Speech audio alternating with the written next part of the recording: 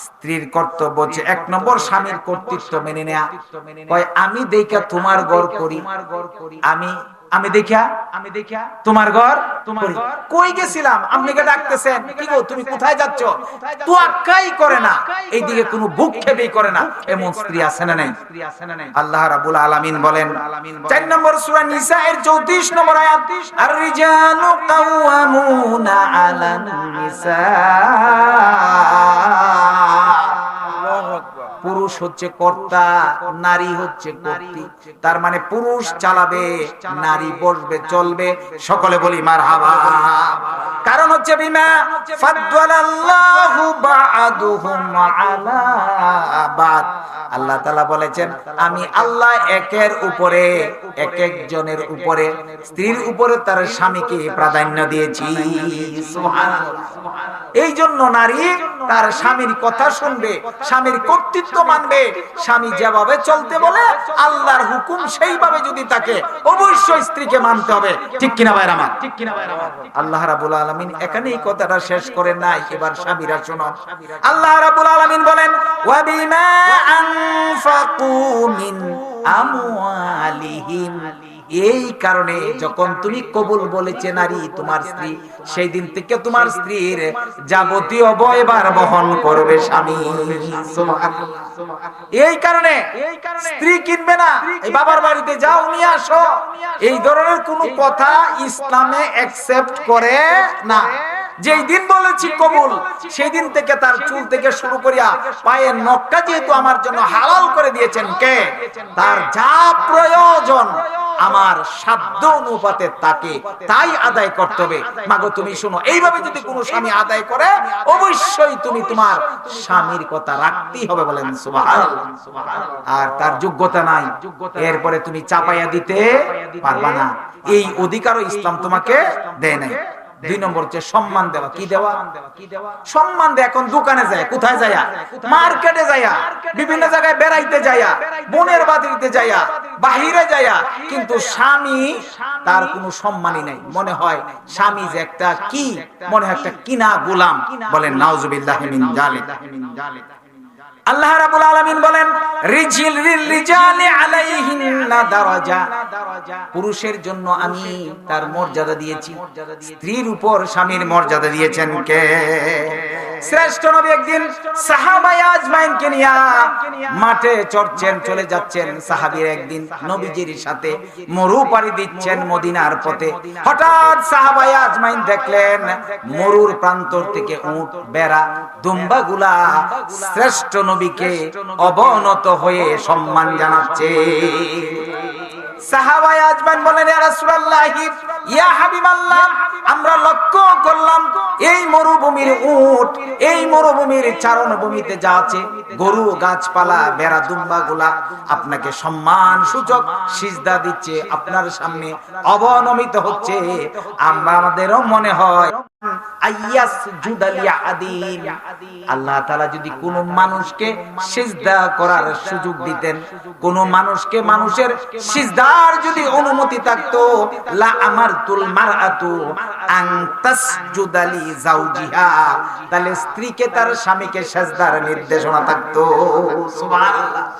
রাসূলকে সিজদা দিলেন উট, বেড়াগুলা, দুম্বাগুলা। সাহাবায়ে আজমাইন বলেন ইয়া রাসূলুল্লাহ, আমাদের মন চায় আপনাকে সিজদা দিতে। শ্রেষ্ঠ নবী বললেন মানুষ মানুষকে সিজদা দিতে পারে না। মানুষ যদি মানুষকে সিজদা দেওয়ার হুকুম আল্লাহর পক্ষ থেকে থাকতো, তাইলে আল্লাহ তাআলা নারীদেরকে তার স্বামীকে সিজদা নির্দেশ দিতেন। বলেন সুবহানাল্লাহ। সিজদা দেওয়া লাগবে না, কিন্তু এত মর্যাদা দিয়েছেন কে? 3 নাম্বার হচ্ছে স্বামীর ডাকে বা আহ্বানে সাড়া দেওয়া। আপনি বাজার থেকে এসেছেন, আপনি মাঠ থেকে এসেছেন, আপনি জমি থেকে উঠে এসেছেন, আপনি ড্রাইভার, আপনি ইঞ্জিনিয়ার, আপনি ঘরে গেলেন, বিবিকে ডাক দিলেন, বিবি ডাকে সাড়া দেয় না। এইরকম বিবি এই সমাজে আছে না নাই? কোথায় আছে খবরই নাই। মেয়েটা এসে কয় আম্মা কই গেছে, হ্যাঁ এরকম সংবাদ আছে না নাই? আপনি ডাকতেছেন কোনো খবরই নাই। রাসূল পাক সাল্লাল্লাহু আলাইহি সাল্লাম বলেছেন ইদার রাজুলু দাআ যাওজাতুহু লিহাজাতিহি, কোন স্বামী যদি তার স্ত্রীকে কোন হাজতের জন্য ডাকে, প্রয়োজনে ডাকে, মানসিক প্রশান্তির জন্য হতে পারে, অথবা যে কোনো কাজের জন্য হতে পারে, যে কোনো ভাবের জন্য হতে পারে, যে কোনো ভাষার জন্য হতে পারে, যে কোনো প্রয়োজনে হতে পারে, ফালতাতিহি ইন কানাত আলা তানবুর। শ্রেষ্ঠ নবী বললেন, ও মা তুমি শুনো, ও আমার বোনেরা শোনো, ভাবিরা শোনো, তুমি যদি রান্নাঘরে রুটিও করতে তৈরি করতে থাকো, শ্রেষ্ঠ নবী বললেন রান্নায় যদি ব্যস্ত থাকো, রান্নাটা বন্ধ করেও স্বামীর ডাকে সাড়া দাও। নির্দেশনা দিয়েছেন মুহাম্মাদুর। দেখেছে তোমাকে কি কারণে ডেকেছে, তুমি অন্যমনস্ক হলে কেন, স্বামীকে কেন স্বামীর ডাকে সাড়া দিলে না? তুমি স্বামীর ডাকে সাড়া দিবে না, দায়ী হয়ে যাবে কার কাছে? কথা বলেন, কার কাছে? আল্লাহর কাছে। এখন স্বামীরা ডেকেও পায় না, কিন্তু এই ডাকার কথা যদি একটু বাস্তব জীবনে বলি, আমাদের সমাজ এখন পরকীয়া আছে না নাই, মোবাইল আছে না নাই, স্বামীর সাথে কথা বললে কয় শরীরটা ভালো না, রাইখা দাও, রাইখা দিল, আর এই দিক দিয়ে কথা শুরু করলো, শুনলো আজান, শুনলো লক্ষ্য নিয়া একেবারে ওই বেড়ার ঘরে গেল, ওই বেড়ার ঘরেও টিকতে পারে নাই। এরকম ইতিহাস এই সমাজে আছে না নাই? আমি বলেছি যে স্বামীর আহ্বানে সাড়া দেওয়া। 4 নম্বর হচ্ছে স্বামীর গৃহ ত্যাগ না করা। কার গৃহ? স্বামীর গৃহ। কার গৃহ? একেবারে কাছের একটা ঘটনা, উরুর মারুর শব্দ হইতেছে, আগাইলাম, কি হইছে? বলে বিবিরে মারতেছে। আমার মা বলে তাড়াতাড়ি যাও না বাবা। গেছি, যাইয়া দেখি বিবি বলতেছে, আমার ভাবি জানে বলতেছে, দাও দাও উঠাই দে, কইতাছে তোমার মারি আল্লাহ, তারপরে তোমার ঘর থেকে আমি যাব। আমি বললাম ভাই, যে স্ত্রীকে মারার পরে বলে দাও উঠাই দে, তুমি আমার কেটে ফেলো, আমার মান ইজ্জত তোমাকে দেখিয়েছি, আমি আর ভিন্ন পুরুষকে দেখাবো না, এই স্ত্রী পৃথিবীর শ্রেষ্ঠ স্ত্রী, এই কথা বলে আমি দুইটা লাগাই দিলাম। সুবহানাল্লাহ কই না? স্ত্রী রে না, বউ রে না, ভাবি রে না, ওই যে তারে, যে স্ত্রী তুমি মারতেছো আর বলতেছে দাও দে আমাকে কেটে ফেলো, যতই চেষ্টা করো তোমার ঘর ছাড়বো না। আবার অনেক দেখবেন একটু কিছু হইলেই মার কাছে ফোন দে। কার কাছে? মা কয় কি করো, আইসা পো, এর ভাত আর খাওয়াইতাম না। কার ভাত? এই কথা কয় না, কার ভাত? এর ভাত। এই যে মেয়েরে তুমি বাড়াইয়া দিলা, এই বাড়তে বাড়তে বাড়তে বাড়তে এত ফাঁক করে যাবে, যতক্ষণ পর্যন্ত জাহান্নামে না যায় ততক্ষণ পর্যন্ত আর ফাঁক পুরিয়া শেষ হয় না। ঠিক কিনা? অনেক চালাক মা, এত বেশি চালাক, সেরি এই মায়ের কারণে সংসার করতে পারে না। বাপরা কিন্তু কম, বাপদের স্বভাব চাই আজকে স্বামী ভুল করছে তাদেরকে লম্বা করবেন না, আজকে স্বামী ভুল করছে কালকে আদর করব। আপনি পুরুষ, আপনি বুঝেন, কিন্তু নারী এটা বুঝে না। নারী বুঝে যে আমার মেয়েরে সারা বেচারা বাঁচবো। কথা বলেন, বাঁচবো না, এই যে সুযোগ করে দিলা। শ্রেষ্ঠ নবী বললেন, তোমার স্বামী ডাকলো, ইযা বাতাতিল মারআতু মুহাজিরাতান, তুমি তোমার স্ত্রীকে, তোমার মেয়েকে উদ্বুদ্ধ করলে, মেয়েটা বেরিয়ে গেল, অথবা মেয়েটা নিজের মতো ঘর থেকে বেরিয়ে গেল, কয় আমি যাই তোমার ঘর করব না। এরকম শয়তান নারী দেশে আছে না নাই? কার ঘর করবা? তাহলে কি বারান্দা করবা? বারিন্দাও তোমার ভাগ্যে জুটবে না। শুনো, শ্রেষ্ঠ নবী বলেছেন, ইযা বাতাতিল মারআতু মুহাজিরাতান, কোন নারী যখন তার স্বামীর ঘর থেকে বেরিয়ে যায় স্বামীর অনুমতি ছাড়া, ফিরাশা যাওজিহা লাআনাতাহাল মালাইকাতু হাত্তা তাসবিহ, যতক্ষণ পর্যন্ত সে ফিরে না আসে ততক্ষণ পর্যন্ত আল্লাহর অসংখ্য ফেরেশতা তার জন্য লানত করতে থাকে। নাউজুবিল্লাহ। বেরিয়ে গেছে করতে, এদিক দিয়ে ফেরেশতার সংখ্যা কম হবে না বেশি হবে? গণিত ফেরেশতা কত লক্ষ, বিলিয়ন, ট্রিলিয়ন, শেষ করা যাবে না। সমস্ত ফেরেশতারা ওই মহিলা যে তার স্বামীর অনুমতি ছিল না, তার ঘর থেকে নিজের মতো বেরিয়ে গেছে, কয় আমি আর তোমার ঘর করলাম না। কি করলাম না? তোমার ঘর করলাম না। আর এই যে মা একটু টুনটুন করছে, বইনে কইছে আয়াফো, তুই কামাইটা কম করস, তোর তো চাকরি আছে। এরকম শয়তান আছে না নাই? চাকরি বাকরি বাদ দেন, এছাড়াও বেজাল। বাইরে যায় কি করবেন? আমরা পুরুষরা বলছি বিপদ, কারণ একটা সর মারবাম আনবো না, এই যে আমার দুইটা হয়ে গেছে, এই দুইটা কইবো আম্মা কই, মানুষে কইবো লোকটা বড়, মানুষ তো ভিতর দেখবে না। আর নারীরা এই বেজালটা করে, ঠিক কিনা ভাই আমার? এই জন্য স্বামীর ঘর, স্বামীর গৃহ কখনো ত্যাগ করবে না। 5 নম্বর যে হাদিসটা আমি উপস্থাপন করেছি, এইটা বলে আমার আলোচনা শেষ করে দিব।